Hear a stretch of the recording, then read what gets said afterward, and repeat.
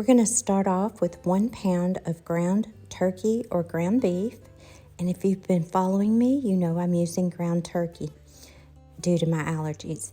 Once you've got the pink cooked out of your ground turkey or your ground beef and you've drained the fat off of it, then we're going to add 1 sliced yellow onion. You can add about 3 cups of your favorite vegetables to this, but what I'm doing is what my grandma always taught me to do.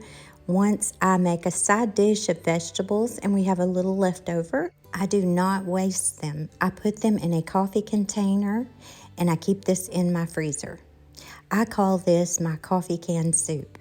Once my coffee can is full, then I go ahead and I make soup with this. And here's another great tip for you, taught to me by my mother-in-law years and years ago.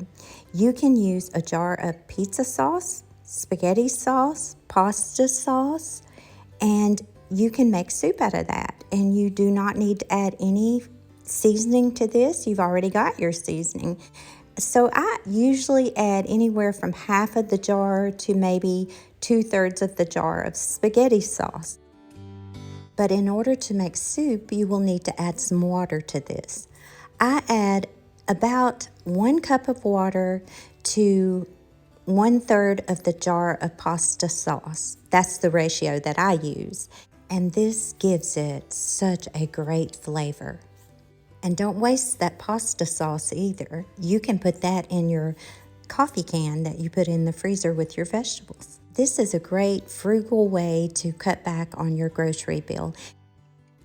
Now I'm going to add some pepper to taste, and you won't really need any salt because you've already salted those vegetables that you cooked more than likely, and also you have sodium in your pasta sauce as well.